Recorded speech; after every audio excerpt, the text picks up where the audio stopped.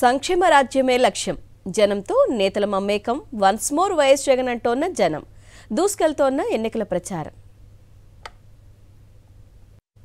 Visakha YSRCP MP అభ్యర్థి బొత్స ఝాన్సీ లక్ష్మి ఎన్నికల ప్రచారం జోరుగా సాగుతోంది. ఆర్కే బీచ్లో వాకర్స్తో ముచ్చటించిన ఆమె వారి సమస్యలపై ఆరా తీశారు. రాష్ట్రంలో 5 ఏళ్లుగా వైఎస్ఆర్సీపీ పేద ప్రజలకు చేసిన మేలును వారికి వివరించారు. అభివృద్ధి సంక్షేమం కావాలంటే మరోసారి వైఎస్ఆర్సీపీని గెలిపించాలని వాకర్స్ను విజ్ఞప్తి చేశారు. విశాఖ అభివృద్ధికి కట్టుబడి ఉన్న వైఎస్ఆర్సీపీకి ఓటు వేసి అత్యధిక మెజారిటీతో గెలిపించాలని కోరారు. ప్రజలంతా వైఎస్ఆర్సీపీకి అండగా ఉంటారంటున్న విశాఖ ఎంపీ అభ్యర్థి బొత్స ఝాన్సీ లక్ష్మితో మా ప్రతినిధి అనిల్ ఫేస్ టు ఫేస్.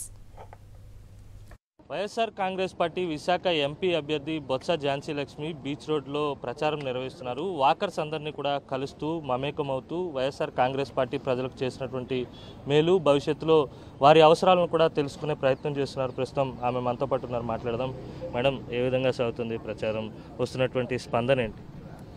అన్ని వర్గాల నుంచి ఈరోజు ప్రత్యేకించి ఏదైతే ఈరోజు బీచ్ వాక్లో పెద్దలందరినీ కలుసుకోవడానికి ఇక్కడ అందరూ అన్ని అసోసియేషన్స్, అట్లాగే ఇంటలెక్చువల్స్, మరి అందులో ఉమెన్ ఆర్గనైజేషన్స్, ఈరోజు స్పోర్ట్స్ సంబంధించిన వారందరూ కూడా ఇక్కడ ఉన్నారు.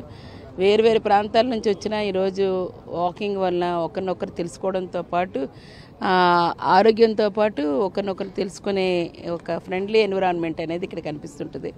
దీంట్లోని అందుకే నేను వారిని కూడా ఈరోజు కలుసుకొని రిక్వెస్ట్ చేశాను. వారందరూ సహాయ సహకారాలతోని తప్పనిసరిగా ఈవేళ ముఖ్యమంత్రిగా జగన్మోహన్ రెడ్డి గారిని తీసుకొస్తేనే విశాఖపట్నం భవిష్యత్తు ఉంటుంది. ఎందుకంటే విజన్ విశాఖలో పూర్తి స్థాయిలో ఈరోజు ఏదైతే చేయాలనుకున్నది బీచ్, ఐటీ సజ్జ లాంటివి కానీ, పోర్ట్స్ కానీ, రోడ్స్ కానీ, ఫ్లైఓవర్స్ కానీ, అట్లాగే అదానీ డేటా సెంటర్ లాంటివి కానీ, ఇన్ఫోసిస్ కానీ, విప్రో కానీ, అసెంచర్లు కానీ, ఇలాంటివన్నీ కూడా ఒక ఐటీ సజ్జ లాంటిది ఇవాళ ఏర్పాటు చేయడంతో పాటు ఇన్ఫ్రాస్ట్రక్చర్ కూడా ఇవాళ 2200 కోట్లతో మధురవాడలో ఉన్న కాంప్లెక్స్ను కూడా ఇవాళ ఏర్పాటు చేస్తున్నారు. అటువంటి దానివల్ల గ్లోబల్ ఇన్వెస్టర్స్ కూడా ఈరోజు వచ్చి ఇక్కడ పెట్టి ఎంప్లాయ్మెంట్కి ఎక్కడికో వెళ్ళిపోవడం కాకుండా మన ప్రాంతంలో యూత్కి ఇచ్చే అవకాశాలు ఈరోజు ఉన్నాయి.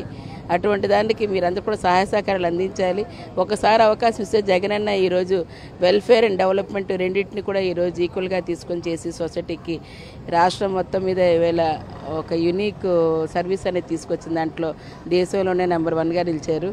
ఈరోజు మన ప్రాంతం విశాఖపట్నం డెవలప్ అయితేనే మన ఉత్తరాంధ్ర వెనుకబడతనం పోతుంది. అటువంటి దానికి మనం అందరం కూడా ఈవేళ నడుము బిగించి ఖచ్చితంగా రేపు రానున్న ఎన్నికల్లోని జగనన్నని మళ్ళీ సీఎంగా తీసుకురావాలి. ఈ ప్రాంతాన్ని అడ్మినిస్ట్రేటివ్ క్యాపిటల్గా చేయాలి.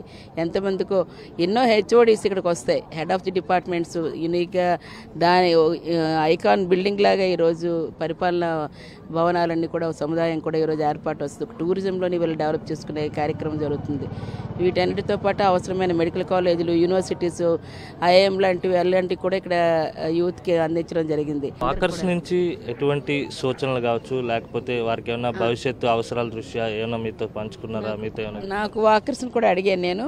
చాలా బాగుంది. గతంలో కంటే ఇప్పుడు ఏ డిస్టర్బెన్స్ లేకుండా వాకింగ్ పాత్ అనేది ఇవ్వటం వల్ల ఈరోజు మేము ప్రశాంతంగా వాక్ చేసుకోగలుగుతున్నాము. ఈ ఆ టైంలో వెహికల్స్ ఏవి అనుమతి ఇవ్వలేదు కాబట్టి వారు హ్యాపీ ఫీల్ అవుతున్నారు. మిగిలిన బీచ్లు కూడా ఇవాళ డెవలప్ అవుతున్నాయి అనేసి వాటి కూడా వాకింగ్ ప్లేస్ లాగా పెట్టడం కూడా మాకు ఆనందంగా ఉందన్నారు. జోరుగా ప్రచారం సాగిస్తున్నారనే చెప్పాలి. విశాఖ బీచ్ రోడ్లో వచ్చేటువంటి వాకర్స్ అందరినీ కూడా కలుస్తూ వైఎస్ఆర్ కాంగ్రెస్ పార్టీ చేసినటువంటి మేలును, అలాగే భవిష్యత్తులో వారికి కావాల్సినటువంటి అవసరాలను గుర్తించి వైఎస్ఆర్ కాంగ్రెస్ పార్టీ ఎంపీ అభ్యర్థి బొత్స ఝాన్సీ తన ప్రచారాన్ని ముందుకు తీసుకెళ్తున్నటువంటి పరిస్థితి. బీచ్ రోడ్లో ఉన్నటువంటి వాకర్స్ అందరినీ కూడా కలిసి ఆమె ప్రచారం చేస్తున్నారు. వీడియో జర్నలిస్ట్ రమేష్ రెడ్డితో కలిసి అనిల్, సాక్షి టీవీ, విశాఖ బీచ్ రోడ్ నుంచి.